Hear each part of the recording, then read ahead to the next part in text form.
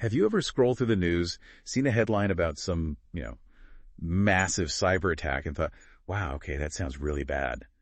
But what does it actually mean for the business? Right. And why does this keep happening? Right. It often feels so complex, maybe overwhelming, like it's purely an IT thing. Exactly.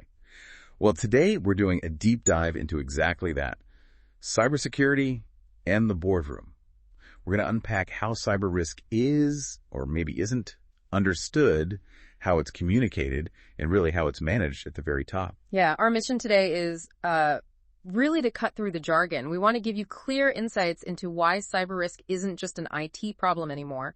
It's a fundamental business imperative. Absolutely. So whether you're maybe a board member yourself, a senior exec, or just curious about what's going on behind closed doors, we want to equip you with key knowledge and the right questions to ask. And for this, we've pulled insights from quite a range of sources. We're looking at a cybersecurity guide from the Corporate Governance Institute, some strategic thinking from Tanium and PwC, guidance from Forbes, and even a look at the FAIR Institute's taxonomy for risk scenarios. It's a topic that honestly affects all of us, whether we realize it or not. And it's just become critical for leaders. Definitely critical. Okay, so let's dive in. Let's start with what many of our sources call the accountability gap. If cyber attacks are always ranked as a top risk, why is there often this, disconnect between IT security and the board? Well, it often boils down to a language barrier. You've got the geek speak, the technical details on one side. Right. And then you have the language of business, profit, loss, strategy on the other. Okay. A report from Tanium, working with NASDAQ, actually highlighted this quite dramatically.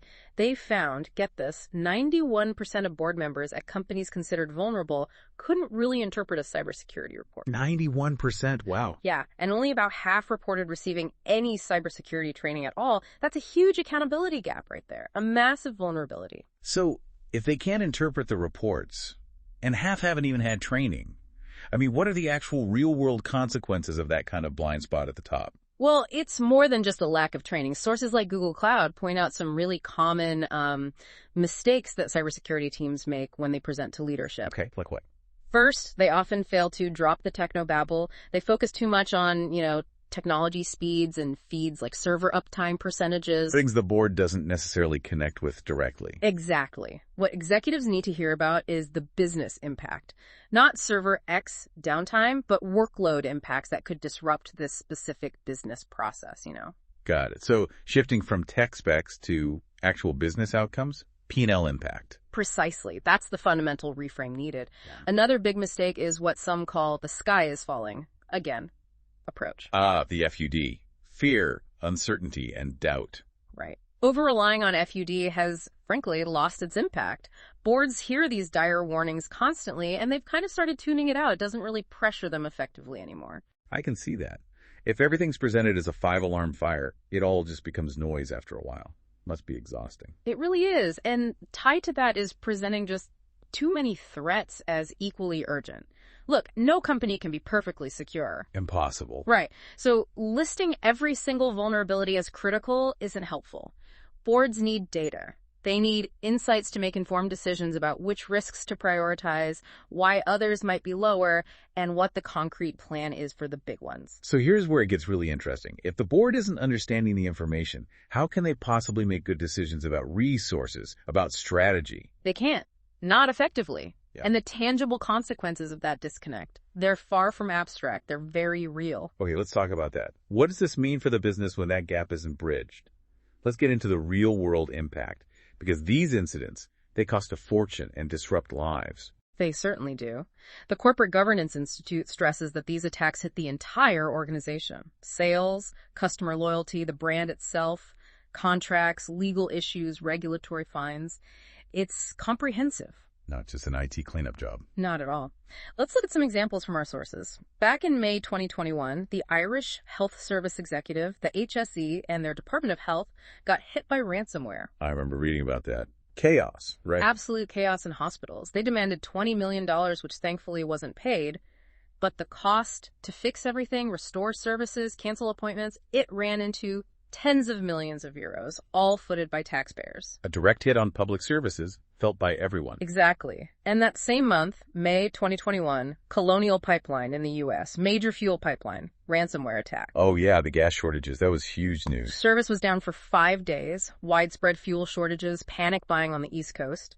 The company ended up paying nearly $5 million in ransom to get things back online. That really drove home how cyber attacks aren't just digital. They hit the physical world, our daily lives. Absolutely. Now, fast forward a bit, February 2024, United Health's Change Healthcare Unit, ransomware again. This unit handles something like 1.25 billion medical transactions a month. Billion. With a B. Billion, yeah. The disruption to healthcare services, prescriptions, payments, it was massive.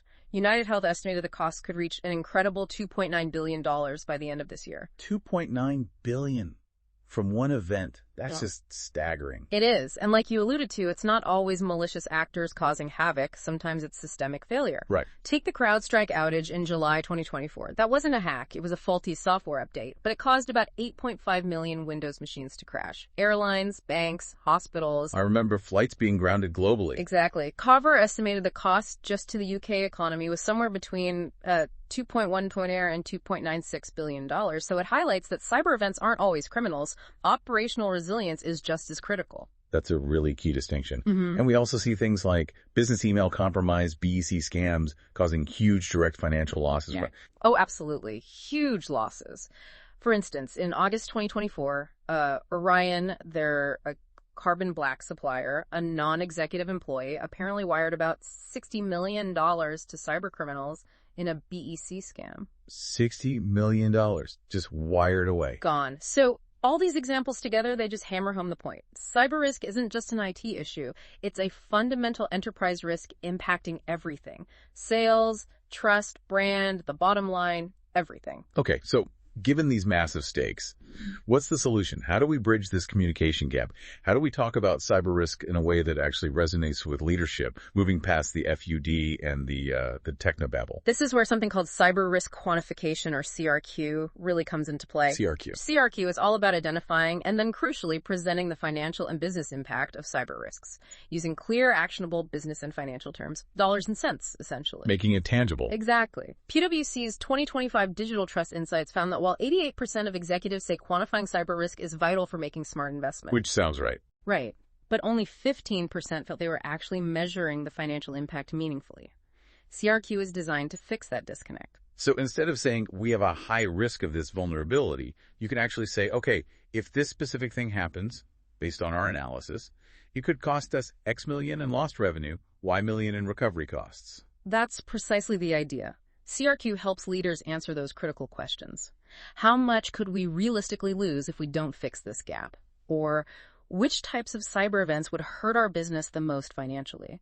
And importantly, what investments do we need to make in security, and where will they have the biggest impact? It transforms risk from something abstract into concrete business impacts, enables data-driven decisions. Exactly. And speaking of making critical investments and understanding risk in business terms, having the right tools and resources is just essential. This seems like a really good moment to thank our sponsors, www.CISmarketplace.com and www.CISOmarketplace.services. Absolutely. They provide vital resources and services specifically for CSOs and other leaders trying to navigate this complexity and make those informed, quantified decisions we're talking about. Couldn't agree more. So that's a perfect lead-in.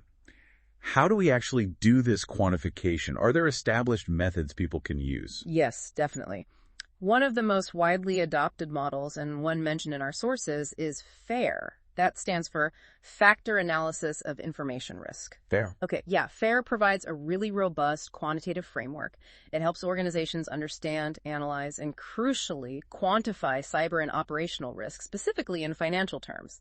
It moves beyond those subjective high, medium, low ratings. Which can mean different things to different people anyway. Exactly. FAIR brings structure and financial grounding.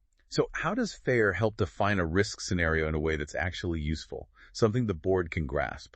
FAIR focuses on 4 key elements to define what it calls a probable loss event in a really meaningful, structured way. First, you identify the threat. Okay, the who or what. Right. Who or what is acting against an asset? Is it cyber criminals? A nation state? Maybe a privileged insider? Could even be an AI agent, hacktivists, disgruntled employees. And crucially, what's their intent? Malicious or accidental? Okay, so nailing down the actor and their motivation. What's next? Next is the asset. What's the valuable thing that could be affected?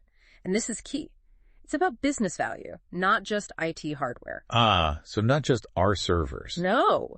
Think sensitive customer data, intellectual property, a critical business process like billing, cash itself, or even physical facilities. Instead of servers, you'd specify maybe the customer payment processing system that generates X revenue. That immediately connects it to something leadership understands and cares about. Makes sense. What about the how? That's the method. The specific attack vector being used? Is it ransomware with data theft? Or maybe just data theft without ransomware, data corruption, a DDoS attack, account takeover, wiper malware. Even a non-malicious system outage fits here.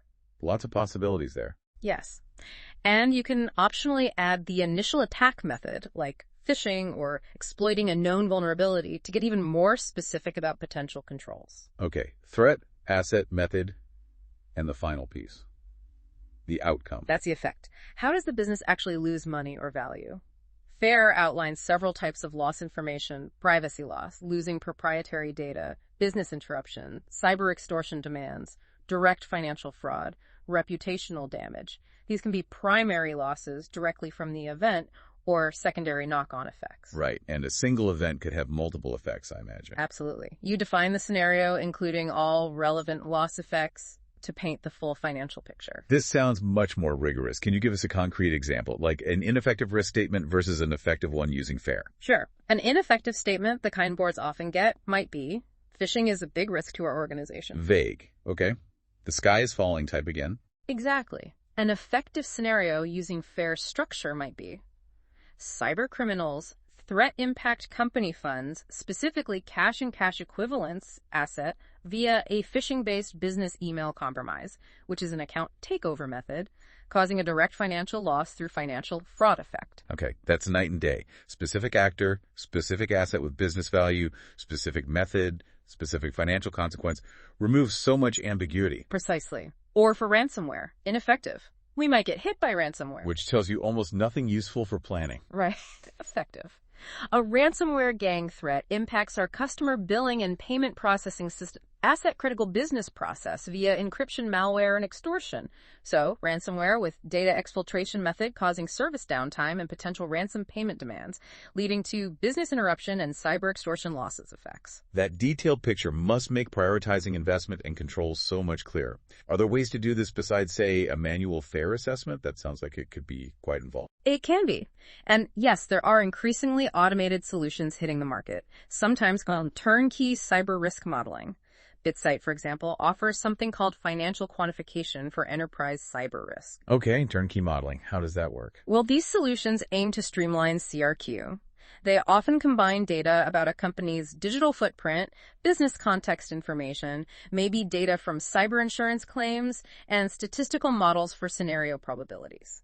So they automate parts of the analysis. Yes. The idea is to provide on-demand, repeatable quantification without needing a huge internal team build-out or lengthy consulting projects. Makes it more efficient to track potential financial exposure for things like ransomware or major data breaches over time. That sounds incredibly powerful. Being able to quantify, aggregate risk based on loss values, measure if your controls are actually reducing that financial exposure, even figure out how much cyber insurance you really need. It changes the game. It really does. It moves the conversation firmly into the language of business risk management. So for the board members and senior executives listening in, what are the concrete takeaways? What should they be asking their teams to make sure these crucial quantified conversations are happening? Well, Forbes and PwC offer some really good starting points. Key questions boards should be asking. First, basic asset management. How do we maintain an accurate, up-to-date inventory of our critical digital and information assets? And what specific measures are protecting them? Foundational. You can't protect what you don't know you have. Exactly. Then, network security.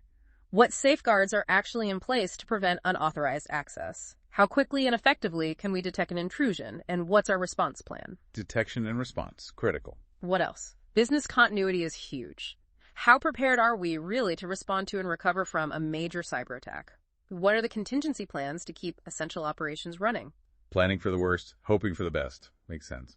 And being proactive, vulnerability management. What's our process for finding, prioritizing, and fixing vulnerabilities? How consistently are patches applied? And a really big one these days, vendor risk management. The supply chain. Yes.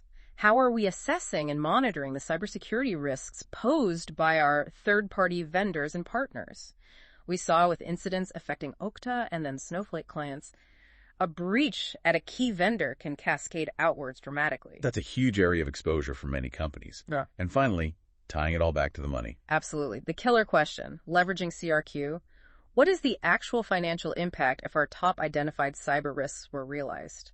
How does that potential loss figure compare to our organization's stated risk appetite? That puts it right in the board's language. Yeah. Risk appetite versus quantified exposure. Exactly. And beyond asking these questions periodically, effective ongoing governance is key. So how do you maintain that focus and keep the board informed effectively over time? A well-designed cyber risk scorecard can be a very effective tool.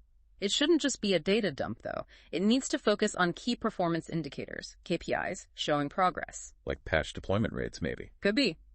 Also, key risk indicators, KRIs, to monitor emerging threats or changing exposure levels, and key control indicators, KCIs, to track how well your critical safeguards are actually performing. KPIs, KRIs, KCIs. Got it. And as Google Cloud emphasizes, consistency in reporting is crucial.